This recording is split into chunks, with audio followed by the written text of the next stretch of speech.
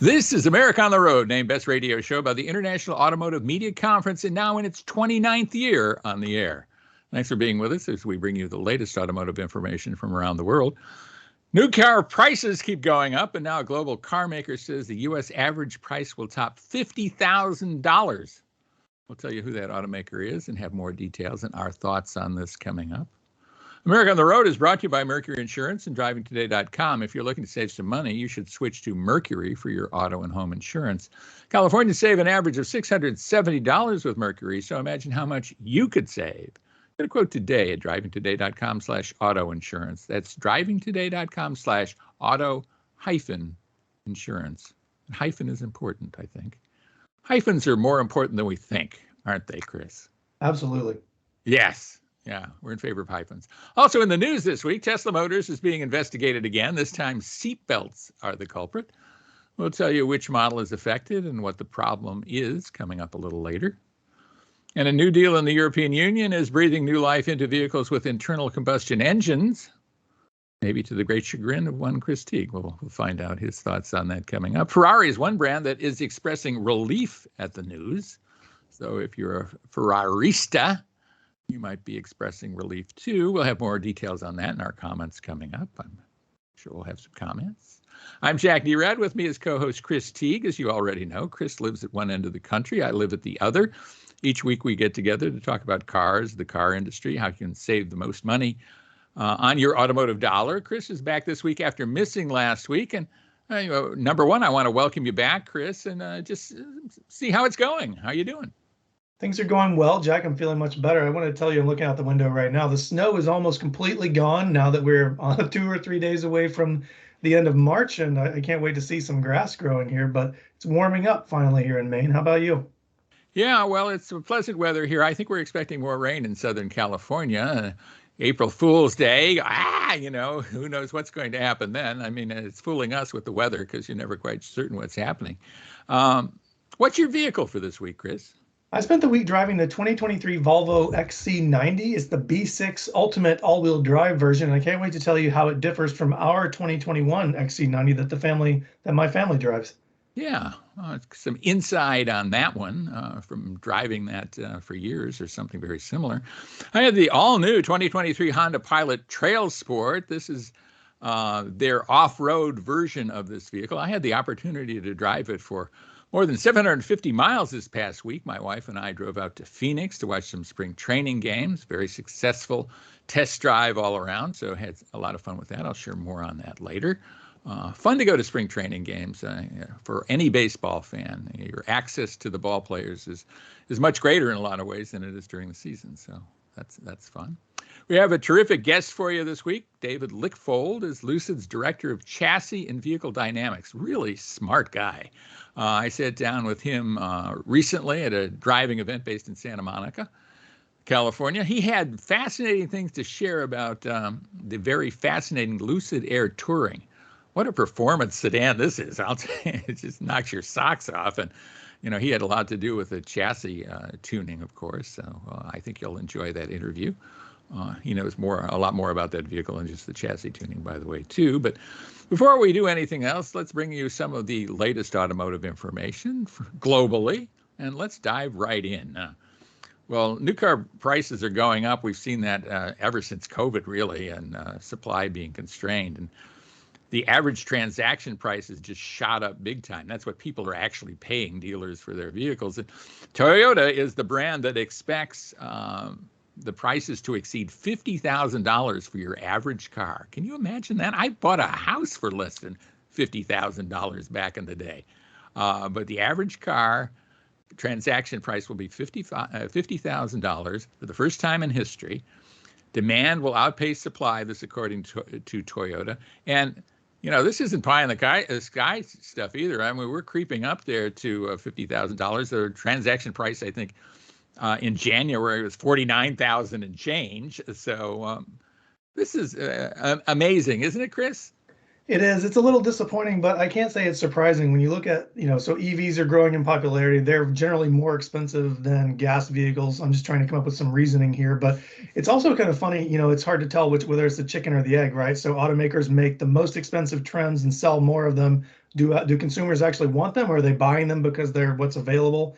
You don't really know what's coming up there, but vehicles are really expensive. I was at the Volkswagen dealership earlier today and just strolling around looking at regular old SUVs and just shocked at the prices. So, disappointing, but not all that surprising. Yeah, and Toyota expects to be very, very strong again in 2023. It and Lexus, of course, Lexus is its luxury division, probably going to sell 2.1 million vehicles in the United States alone this year. I mean, that's kind of mind-boggling, and there's still production restraints. So that shows you how strong and how dominant Toyota has become. An American car maker kind of through and through, really. I mean, with plants all over the place, based in Texas, outside Dallas and Plano, Texas, their North American operation. So they expect the first half will be maybe a little bit behind last year in terms of overall sales, but they will catch up, and the market will catch up in the second half of the year. I think as we work through this supply chain stuff that's still going on, it's kind of amazing what Toyota has been able to accomplish, isn't it, Chris? Yeah, they were one of the early proponents of the just-in-time manufacturing process, and they kind of created, I think, or at least laid the roadmap for the manufacturing processes that we see going on today. So to hear them, kind of acknowledge that they're struggling with these things when they're the ones that kind of laid the foundation for a lot of this, it shows you just how serious things have gotten. Yeah. Well, let's switch gears here and talk about Tesla. It seems like we talk about Tesla every week, and there's always a Tesla story, hot copy, as they say, and people like to talk about Tesla. The National Highway Traffic Safety Administration has opened a probe into the Tesla Model X. This over front seat belts. They're going to look at about 50,000 of these vehicles out there. That's their big SUV, a pretty expensive vehicle. And I'm kind of scratching my head over this because they're looking at this after two reported failures. Usually it's a much larger number before they open a probe. And I wonder if there's a little, well, who knows? There might be more to this than meets the eye that NHTSA is looking at Tesla. But in any case, they're looking at 2022 and 2023 model year Model X's. And the front seatbelt anchor has a tendency, or could, I guess, has a tendency. Actually, it's probably not correct. We have two instances, maybe, of this becoming loose and the seatbelt becoming loose. And of course, that's terrible. This was a complaint from Larkspur, California. Tesla was moving at around 10 to 15 miles per hour, and the auto braking system activated when the driver's door on the large truck parked on the side of the street opened unexpectedly. I guess the vehicle saw that door open and activated the brakes. With the deceleration, this is written by the driver, my upper body flung forward and the force of my weight caused the seatbelt anchor on the lower seatbelt to detach completely. Well, you don't want that to happen. That is sure. We're far from a recall on this, but I'm curious as to your reaction, Chris. Well, it's scary. Obviously, I'm glad that they found that out at 15 miles an hour instead of 75 miles an hour. But I will say this, and this is kind of a tongue-in-cheek thing, but it's good to finally have a more normal automotive investigation into Tesla's products instead of, the autopilot engagement times and who was in control of the vehicle and all these other things. But seatbelt failure, as scary as it is kind of a standard thing that we hear about when we talk about recalls. So I'm going to say that this is a little bit less out there than some of the things we've heard about them lately. Yeah, what's your take on them looking at this after two complaints? I mean, I think that's maybe a little aggressive, but certainly you don't want anything bad to happen. No, I mean, I agree with that. Maybe they're kind of already a little touchy given the number or the volume of the recent investigations they've had to initiate. But two, like you said, they usually wait for there to be at least a dozen or more of these reports before they start an investigation. So that part is surprising. Right. Well, switching gears again, here's something we've talked about on the show, and that's infrastructure, right? And Certainly, we are proponents of electric cars, and especially in urban areas. I mean, they seem to make a ton of sense in urban areas where you're liable to have more pollution anyway, and they really kind of seem to fit a need. You can have a smaller car, and it makes a lot of sense, easy to park, all of that stuff. The only fly in the ointment there is charging, right? And so many people live in apartments, and they don't even live in apartments with garages. Frequently, they're parking on the street. You've probably been in that situation. I think millions upon millions of Americans are in that situation. This has been pointed out as a problem. I don't know that we have a solution. What's your take? Yeah, I don't know that we have a solution. Here in New England, you frequently have large apartment buildings with no parking because there's no room to jam a parking lot into downtown Boston or downtown Portland, Maine. But I've seen some countries, I'll say not the United States necessarily, install these chargers on street side parking units and things like that. But if we're aiming for even half of the country's new vehicles to be electric by any point in the next decade, we have a long way to go. And I've said this to the listeners, and you are probably tired of hearing it, but smaller chargers, destination chargers, anywhere you can park a car, there should be at least a few chargers available. And that's going to have to be the reality before we can reach even half of what we want to get to. So I think I agree with what you're saying. It's going to be tough for apartment dwellers, especially. Yeah, apparently 44 million people, 44 million Americans live in apartments. That's not an inconsequential number of people. And plenty of those, I think, would be good e-vehicle customers. Well, let's talk about this European Union deal. Matt DiLorenzo and I talked about it a little bit last week, the fact that it was imminent, and now they have okayed the use of e-fuels in some small production vehicles going forward past 2035. It may open the door to use more e-fuels as we go forward. We'll see. Ferrari is breathing a sigh of relief among other companies because they would like to have internal combustion engines going forward. Now, what's your quick take on that whole thing? Are we talking about e-fuels as in alternative synthetic fuels, or are we talking about just straight up fossil fuels here?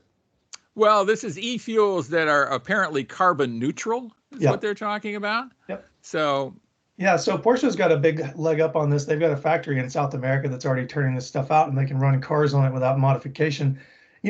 Look, I think we've talked about this before, and I've kind of converted to your way of thinking. As many avenues as we can take to zero emissions, the better, right? So if it's hydrogen, if it's e-fuels, if it's electric vehicles, if it's whatever, that's the best, as long as we can get some of these gas-powered vehicles off of the street.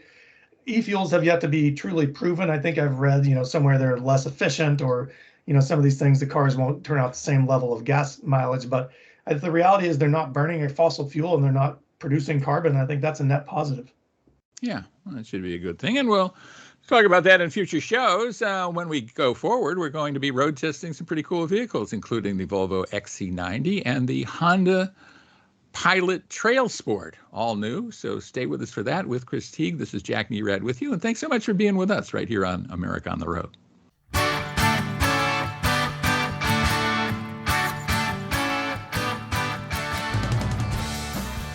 Welcome back to America on the Road with Chris Teague. This is Jack Nerad back with you. We're so glad Chris is back with us after a week off, and he has a really interesting vehicle to talk about, the Volvo XC90, his family vehicle, among other things, but he was driving an all-new tester for the past week or so. Chris, tell us how it worked.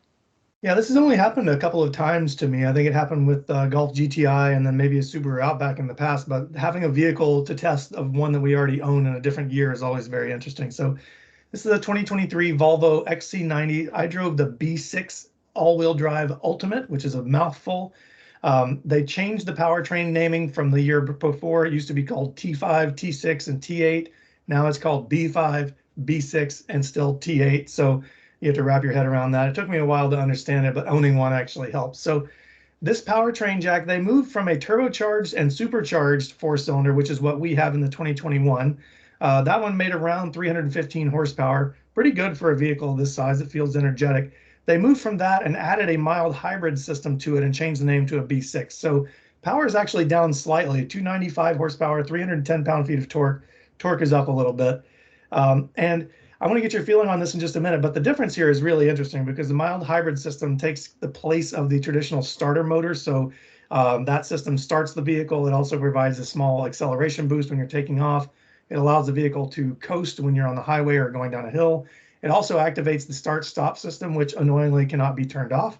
So I want to get your feeling on this. Have you driven the new mild hybrid Volvo powertrains in any other vehicles? I have, and I like them actually, and I like them because of the torque that's available, right? I mean, I also, I've never experienced the fact that the turbocharged, supercharged thing, it always struck me as super complicated, right? I haven't experienced any service issues, and maybe you haven't experienced any service issues, so that's really good news. But this strikes me as kind of a better way to go. I think it improves fuel economy. I think overall drivability is as good or better with the new system, so pretty much like it. I like it too, and you're right about the torque. It does feel torquier off the line. The acceleration does feel more immediate. It does feel more energetic, like I said. So net positive there. You get up to 26 miles per gallon on the highway, which isn't great, but it's not terrible for a large 3-row SUV with all the features and the things that this one has. This vehicle has 21-inch wheels. The optional air suspension on this thing is awesome. It raises and lowers the height depending on if you're getting in or getting out. It also lowers on the highway for better aerodynamics. And in the snow, it helps keep the wheels planted because I did get to drive it through a snowstorm for once. And it actually is very comfortable over the bumpy, icy, kind of rocky surfaces that develop here over while the roads are being plowed and kind of chewed up a little bit. So all around a very quiet, peaceful ride, but you got plenty of energy, plenty of power when you need it. 8-speed automatic transmission, all-wheel drive, like I said earlier. So this is a luxury vehicle. The price tag on this guy climbed to over $78,000 with options. That air suspension system was an option. It had a Bowers & Wilkins sound system that was a very expensive option. So, but you can get into it for much cheaper, around $57,000 for the base B5 powertrain. You still get leather. You still get a great safety equipment array. So you don't miss a lot by going for the $21,000 cheaper model. Inside, the Ultimate has Nappa leather, heated and ventilated front seats. My tester came with the 6-seat option, which was captain's chairs in the middle instead of the bench, which I've often been a proponent for. It kind of helps keep some distance in between the kids a little bit better. And it also allows access to the 3rd-row seats, even though you do lose the middle bench seat, which nobody wants to ride there anyway. So I think that's probably okay. The other options, this vehicle came with massaging seats. It has a head-up display as part of its safety equipment, blind spot monitoring, forward collision alerts, just an array of safety equipment here, Jack. These are top Safety Pick Plus worthy vehicles. Volvo has always been the kind of pinnacle of safety equipment, and it just continues here. The updated infotainment system is a 9-inch touchscreen, same size as before, but they changed from Volvo's Sensus infotainment to Google-based infotainment, so it's a lot faster. The menus load quicker. It's a little bit more intuitive. You still have a lot of swiping back and forth. We've talked about this. Volvo's kind of weird with how you have to navigate in and out of the functions, but it is much faster. There's no delay when you start the vehicle. Like in my 2021, you have to wait for the system to boot up before you can change the radio system, the stations and all that, but much faster. The Bowers & Wilkins stereo system will shake your house to the foundation from outside in the driveway. I found that out by accident when I turned it way up. So really no complaints with the technology here. I think, it's an excellent family vehicle. I've said this many times. If you have the money and you want to spend it, we're an only vehicle family now. I got rid of my GTI. So, we kind of put all of our eggs in the XC90 basket, and that's really what it's good at. It's good at being the all-around, I would do everything family vehicle, Jack. Nice. Yeah. Certainly is a terrific vehicle, luxury vehicle from a luxury brand, and I think it offers a lot. And I just like the Swedish touches of it, too. Well, I was driving a vehicle that's all new, and you don't see complete makeovers in the midsize SUV segment all that often. But in making changes, Honda has pulled out all the stops on its new Pilot. Is brand new, completely revamped. Exterior design is completely different. It was drawing a lot of stares in parking lots across the country. As I was driving cross country a little bit, I drove from Southern California to Phoenix and back, and a lot of people were staring at it. It was also in the lead color, which is kind of a baby blue. I mean, kind of an electric blue. So that gets some attention too. There's a new, more upscale interior as well, including a new infotainment system that we could talk about. Actually, 2 variations of the infotainment system. It has the same 3.5-liter V6 engine that it had before, with it's been revamped somewhat, 5 more horsepower. But the bigger change is the replacement of the 9-speed automatic transmission with a new 10-speed auto, which I think is a good change. Front drive is standard. All-wheel drive is optional. And as I said, the Honda has also upgraded the infotainment systems and tweaked its standard and optional safety offerings, which is good. There's more safety stuff than ever before. The Pilot now comes in 5 trim levels: the Sport, the EXL with a hyphen in it, and we're a hyphen show, TrailSport, which I was driving, the Touring, and the Elite. As I said, I was driving the TrailSport model, which is the off-road trim. I was driving many, many miles on-road and very few miles off-road, and didn't do heavy off-roading. And I don't think the TrailSport is designed for heavy, heavy-duty off-roading, although it has more off-roading capabilities than it had before. But it does have all-terrain wheels and tires, especially tuned suspension, second-row captain's chairs, and it listed about almost $50,000 with the destination fee. I think quite a value, actually. I think there's a lot to like about this. This had captain's chairs in the second row. Some of the other models have a special insert that goes between those captain's chairs that allows the Pilot to be in 8-passenger vehicles, 3 across in the second row and then 3 across in the rear. And there's actually room enough to do that. So that's a nice thing. The 3.5-liter V6 now delivers 285 horsepower, 262 pound-feet of torque, 10-speed automatic transmission. I frankly wish I could get to that torque a little quicker, or maybe that there was more of it. I mean, when I went to push down to passes, I was doing a lot on I-10 going back and forth between here and Phoenix, passing slower traffic, of which there was quite a bit. I kind of wanted this to be maybe a bit more responsive than it was, but overall, quite good. I think 285 horsepower is pretty decent. It had the IVT M4 all-wheel drive system. That's a mouthful. Jot that down. That's standard on the TrailSport and Elite, and it has a stronger rear differential. It responds faster than before. It also has multiple drive modes, 5 standard selectable drive modes: normal, econ, snow, sport, and tow. And then the TrailSport adds a sand mode and a trail mode, which I didn't get much used to. I think maybe the most off-roading I did was pulling into the parking lot at Bass Pro Shops during the drive. V6 with the V6 engine, the only engine, the TrailSport is rated at 20 miles per gallon combined, and I confirmed that on my drive cross country, where I was probably going at, I hate to admit this and don't use it in court, but maybe extra legal speeds at times. More safety equipment. Overall, I think this is a really good value, and I blathered on about this. Chris, do you have a quick comment on this before we get out of this segment? Yeah, I like the Honda V6. I think they've stuck with it pretty steadfastly through a bunch of generations of the Pilot, the Passport, and the Ridgeline. It'll be interesting to see going forward if they move to kind of like what Toyota did with the Highlander, to a Turbo 4 to get more torque out of it, as you mentioned. But I like their V6. I like the Pilot. I like the 10-speed automatic, so not too many complaints there. I think they've really done what they needed to do with this vehicle, so I like it a lot. I think we have 2 great family vehicles on this show: the Volvo XC90 revised for 2023, and the all-new Honda Pilot TrailSport version, and other Honda Pilot versions. So look for those. When we come back, we have a terrific guest for you. David Lickfold is Lucid's Director of Chassis and Vehicle Dynamics, so stay with us for that interview, and we'll be right back right here on America on the Road.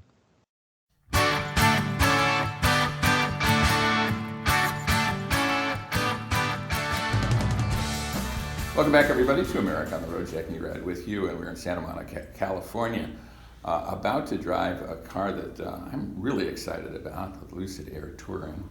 With me is David Lickfold, who is the chassis engineer and just chief designer of chassis engineering at Lucid. This is an exciting program for you. Tell us about it. Tell us what's most exciting about this vehicle to you. Yeah, good morning. It's an incredibly exciting product. It's a combination of many years of work by a large, very dedicated, very talented team. And now we get to see what you folks think of it, which is both nerve-wracking and exciting. Yeah. Well, this is a car with remarkable capabilities in all kinds of ways, right? And certainly straight line capabilities. But handling is maybe a question mark for some EVs. Tell us a bit about what you've been able to do with the Lucid Air Touring. Yeah, we think the Lucid Air is a fantastic, very compelling product in many areas. It's extremely efficient, has very long range, it's very comfortable, but it also has some handling chops when you want it to. So today we're going to head out on a drive on Route 1 PCH first of all. You'll get to experience the car being very comfortable in a kind of cruising environment. And then we'll head off up into the canyons. We'll switch drive mode, and then hopefully you'll get to experience what the car can do on the twisties. What are some special challenges with an electric vehicle in terms of chassis engineering? Certainly there's weight to deal with. Is that the key thing that's a difference between that and an internal combustion engine car? It's certainly a large difference. Yeah, it's no secret that EVs tend to be heavier than their ICE counterparts. We put a lot of work in on the Lucid Air, making the car feel very light, very agile.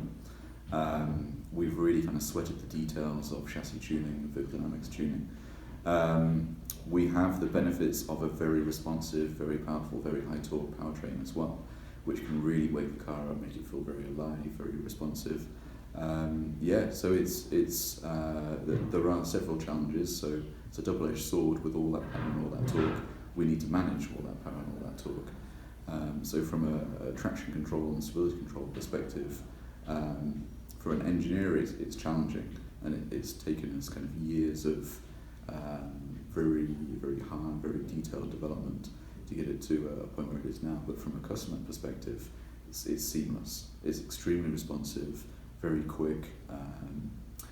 It's exhilarating to drive, and the benefits of an EV powertrain are that because it's so responsive, compared to a combustion engine, which will take in the region of kind of 100 milliseconds, 150 milliseconds to respond to any control we want to intervene with to help the driver, an EV is instantaneous.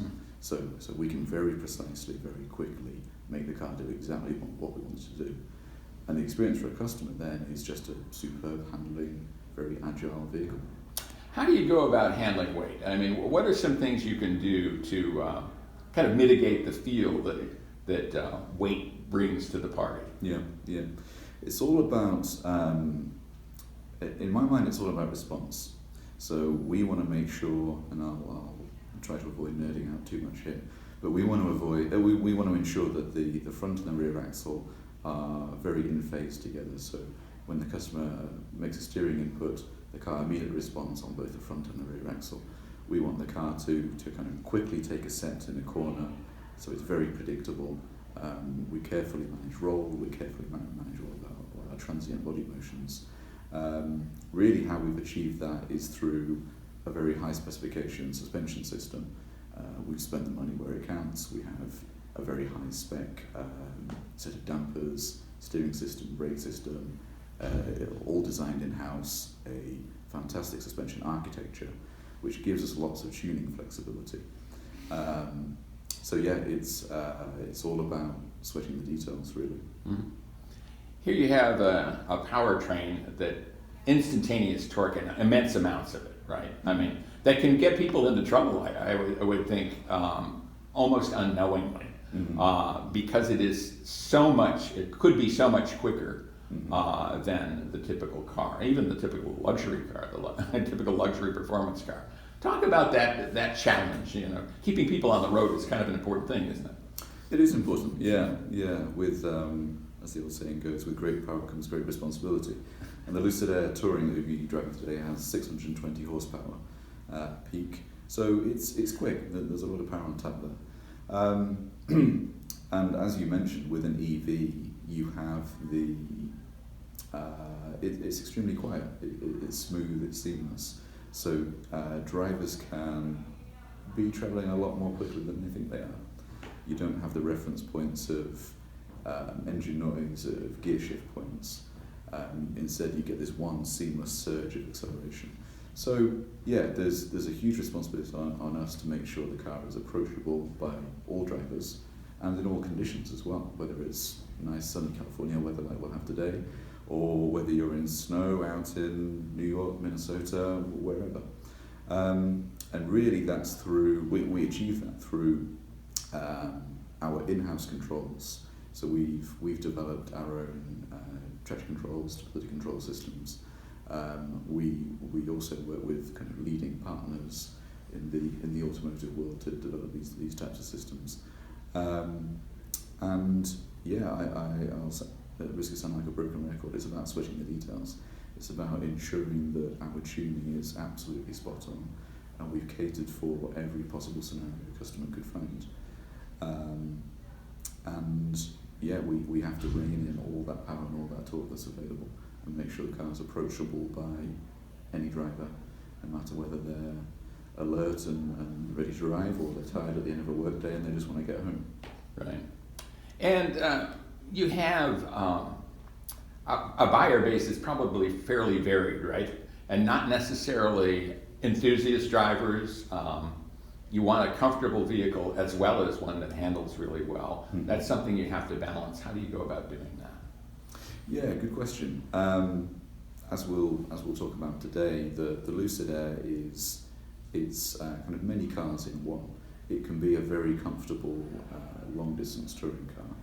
It can also be a really engaging car to grab by the scruff of the neck and drive hard on a canyon road like we will do today.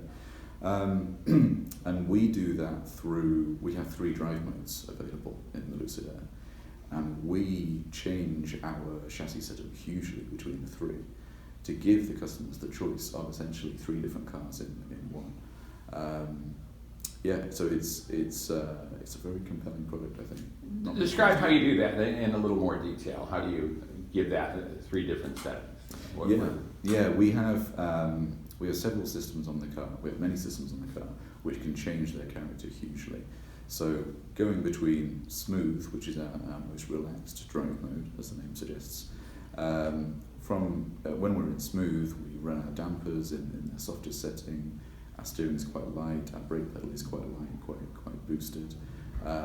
We will run the powertrain in its most efficient manner, and we'll kind of we call it the Autobahn sneeze test. We want to make sure that when you're cruising at high speeds and you sneeze, you don't deviate from the lane, you don't change your vehicle speed. So we apply a lot of kind of filtering and smoothing to our powertrain controls. As we then step up from smooth drive mode into our more aggressive modes, Swift and Sprint, we make the car come alive through changing calibration of our adaptive damper system. We put in a whole lot more body control and wheel control, make the car really responsive and locked down on the road. We firm up our brake pedal to make it easier for a driver who's driving enthusiastically to modulate their brake torque. We apply a bit more weight to the steering when we switch steering calibration to give more road feedback as well, so the driver can feel what the tyres are doing. And then the powertrain gets a whole lot more responsive as well. We up our power and torque limits. We also change our power and torque curves. And a big detail there is we become more rear biased in where we're throwing that power and torque. So as you step through into Swift and Sprint, we become more like a rear-wheel drive sports sedan. Yeah. Tell our listeners why rear bias is helpful in terms of handling. They might not get that. Sure, yeah. So of course a tyre can only do so much, and we typically kind of look at tyre behaviour in many different plots, but one of those is a friction circle. And if you imagine you're asking a tyre to do a lot longitudinally, so acceleration or braking, it limits what it can do in lateral force generation in steering for cornering. So when we go more rear biased, we're kind of taking off some of that longitudinal load from the tyre and freeing it up to do more lateral load generation. So that gives you a sharper, more responsive front end, and it allows the car to drive more like some of the kind of historic greats of rear-wheel drive sports sedans like E39 M5 that we reference a lot during our development. Mm-hmm. What do you think is the highest achievement you've made with this vehicle? I mean, there's a lot of things you've done, but what is the one that you think, wow, this is really, I've really done something here. We've got something here that's really cool. I think as a team, we're incredibly proud of the fact that this vehicle, Lucid Air, does everything. It has class-leading range figures, it has class-leading ride and refinement. It's a fantastic car to throw around a canyon road. It has extremely quick charging, and it's all, in the case of touring, it is at an attainable price point. I think if people kind of compare us versus cars, EV or combustion engine at a similar price point, the Lucid Air does more. It's so many cars in one, and it's I won't say easy, but it's easier to engineer a car or design a car to do a single thing well. It's incredibly difficult to do everything well, and I think we've achieved that. And I think it's a really exciting car for that reason. So it's really a combination of things rather than one thing that you think is the achievement, because you've combined things to enable that. Yeah, exactly. The way we work at Lucid is different to anything I've experienced before. All of our teams are incredibly tightly integrated. Nobody makes any decision in isolation. Nobody is kind of siloed, just looking out for their attributes and their performance target. We're all one team together. And we have this, internally we call it the jelly setting design approach, which comes from Peter Rawlinson, our CEO, CTO, where no single part of the car is ever locked down early on. Everything is fluid, everything's evolving together. We keep stirring that jelly, and gradually everything will start to solidify together into a fantastic product. And that's worked really well for us. Yeah. Give us and give our listeners some idea of pricing and availability of the Lucid Air and the Touring specifically. I'm going to have to look to our marketing and media folks for some help here. Touring starting price? It's $107,400. $107,400. So it is attainable. It's attainable, yeah. I think the part of the Lucid mission is to kind of evolve sustainable mobility, and we want to keep making EVs more attainable to more people. So we started off with our kind of premium products. We started with the Lucid Air Dream, Grand Touring Performance, and now we're onto the Touring package, which I think is kind of a sweet spot in the range. Really, you get a lot of the class-leading benefits of our higher range trim levels at a more attainable price point. Terrific. I can't wait to drive this. I'll have more to say when that's over. But thanks so much for being with us. We really do appreciate it. Thanks for having me. And stay with us, everybody. We'll be right back right here on America on the Road.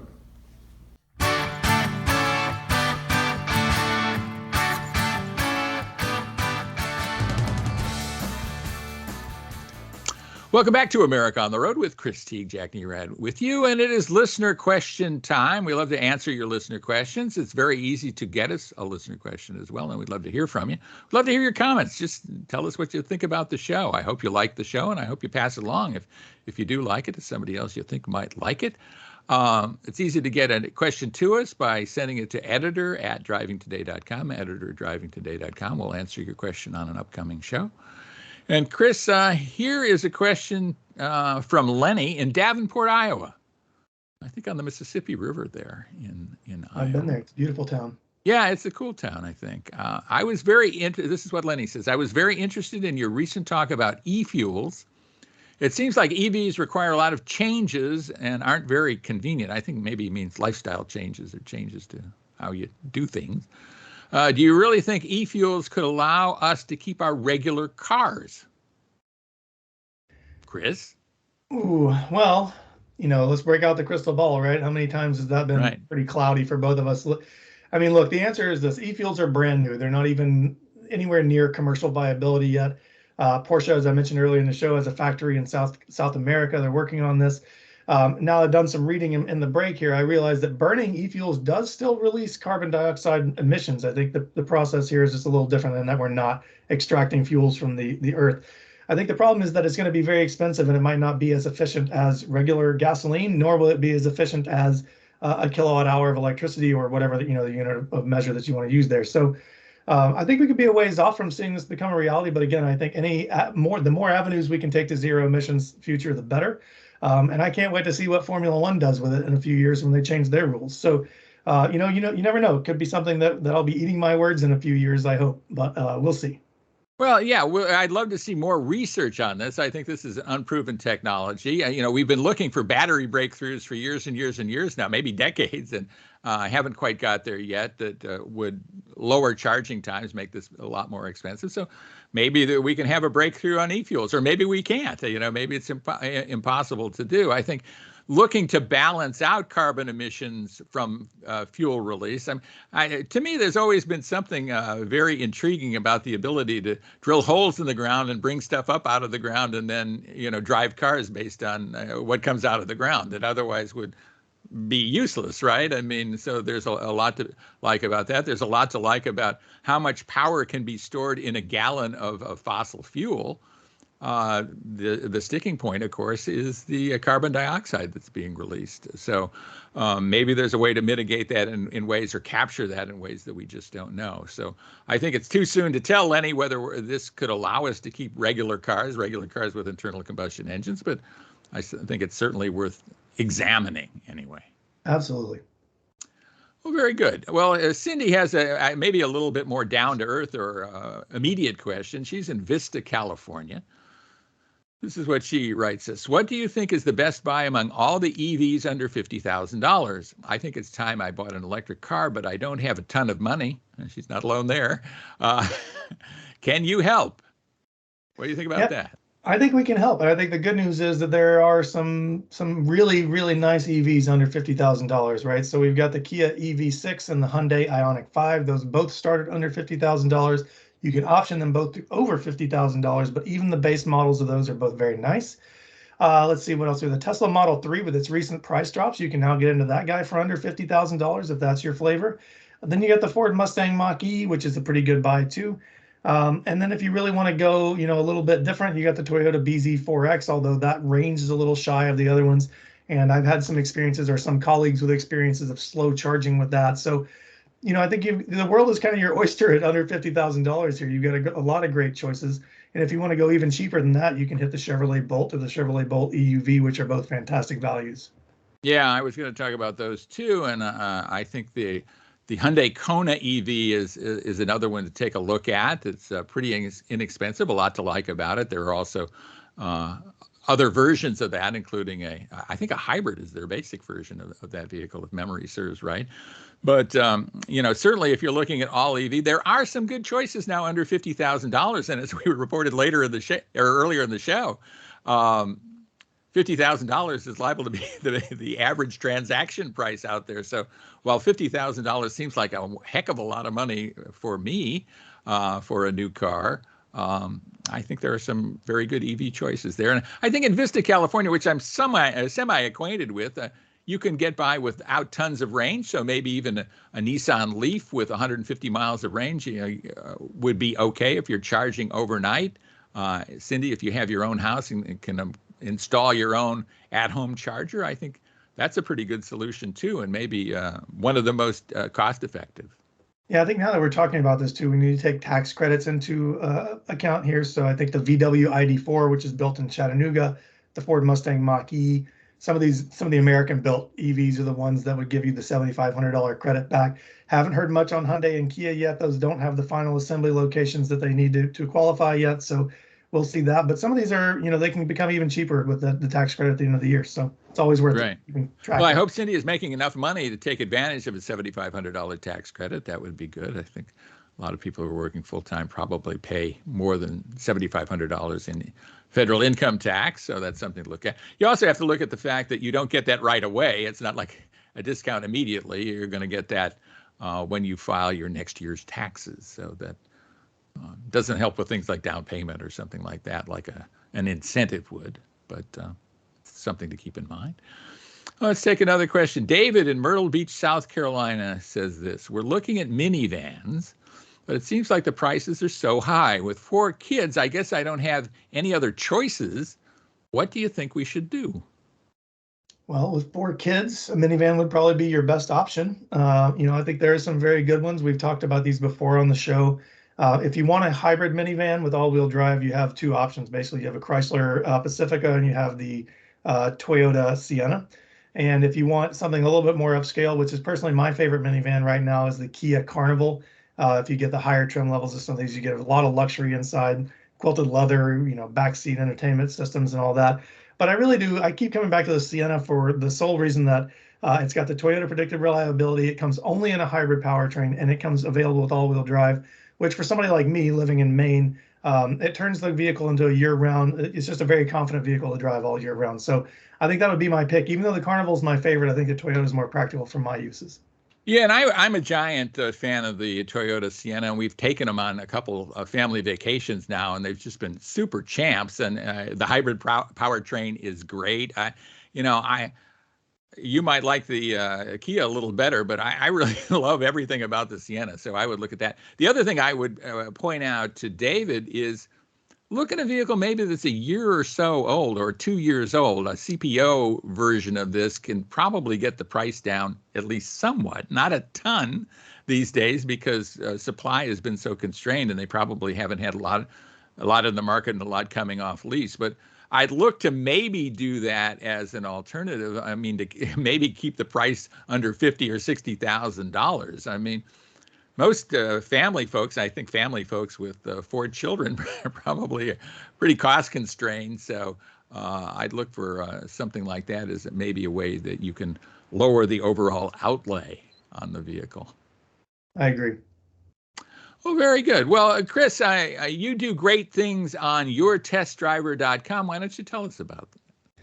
Yeah, I mentioned this before, but we're running a giveaway where I'm going to extend it through the end of April just so we have a little bit more chance to sign up. We partnered with Skip Barber Racing School and Team O'Neill Rally School up here in New England to give away 2 one-day driving school passes. Now, you can go to any of the Skip Barber locations. I think they have 3 or 4, and they're at some really nice racetracks across the country. If you look at some of the pro drivers right now, there are a lot of pro drivers that came through Skip Barber Racing School, so it's a great program. Then if you want to get in the dirt, we have Team O'Neill here in New Hampshire. They do rally schools. They have Ford Focuses, Subaru WRXs. They have the whole range of vehicles up here for you to try. You get a one-day pass. Unfortunately, I can't fly you there myself, but we can get you there and get the ticket in your hand to go driving. To find out everything you need to know, go to yourtestdriver.com or head to @yourtestdriver on Instagram. There you can find our post and sign up. It's very easy and it's free to do. Those are such wonderful opportunities. I'd love to go to a rally school sometime. I've been to a lot of on-track driving schools, including Skip Barber, which I loved a lot. So great opportunity. People should take you up on that, Chris. Very, very cool. Yep. I'd love to have people take me up on at least checking out my newest book, which is called Dance in the Dark. It's a crime thriller. It's based on true crime. And of course, I have studied crime for years and years and years. I have not committed many. Maybe a little speeding is the most heinous crime that I've ever committed. But beyond that, but I'm sure interested in why people do what they do. So look for Dance in the Dark. We'd love, if you like our show, we'd love to have you pass it along to people who would also like the show. That would be great for the show. So if you listen on the radio, tell folks what radio station on which you listen to the show and let them know what time you're listening, and they can sample it. They can also sample it as a podcast. It's on all the major podcast outlets, America on the Road. And of course, we'd like to thank our SportsMap radio network stations for carrying America on the Road. You can find the podcast on the SportsMap radio website. So thanks so much for listening to America on the Road. Thanks so much to Chris for being a great co-host. And we look forward to seeing you again next week right here on America on the Road.